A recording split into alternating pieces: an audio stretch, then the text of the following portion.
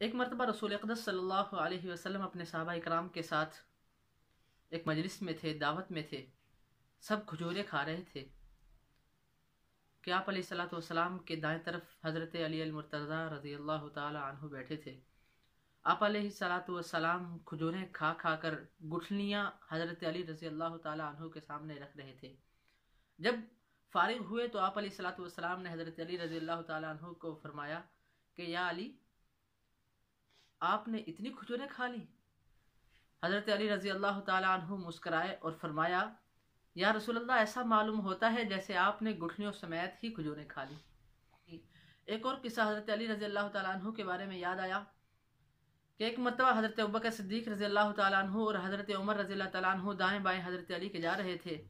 چونکہ حضرت علی رضی اللہ تعالی عنہ کی ہائٹ کچھ کم تھی باقی دونوں صحابہ اکرام کی بنسبت، تو حضرت عمر رضی اللہ تعالی عنہ مسکرائے اور فرمایا کہ اے علی، آپ ہمارے درمیان ایسے ہی ہیں جیسے لنا میں نون۔ حضرت علی رضی اللہ تعالیٰ عنہ بھی مسکرائے اور فرمایا کہ یا عمر، بالکل درست کہا آپ نے کہ اگر میں نہ ہوتا تو آپ لا ہوتے۔ مطلب یہ ہے کہ اگر میں نہ ہوتا تو آپ کچھ بھی نہ ہوتے۔ کیوں؟ اس لیے کہ لنا میں اگر نون نہ ہوتا تو لا ہوتا۔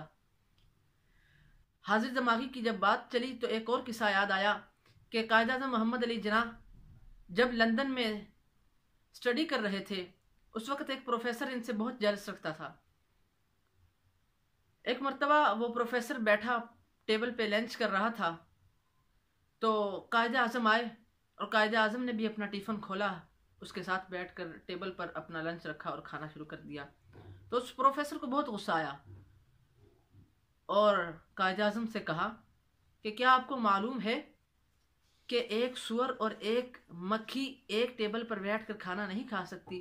تو اس وقت قائد اعظم نے فرمایا I should fly to another table، مجھے چاہیے کہ میں کسی اور دوسرے ٹیبل کی طرف جو ہے اڑ کر چلا جاؤں۔ اس حاضر دماغی پر اس پروفیسر کو اور طیش آ گیا۔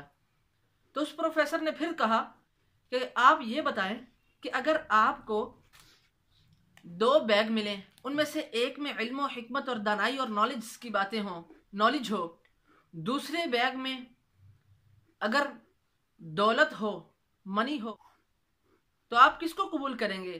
اس وقت قائد اعظم نے فرمایا کہ میں تو دولت کے بیگ کو حاصل کرنا چاہوں گا۔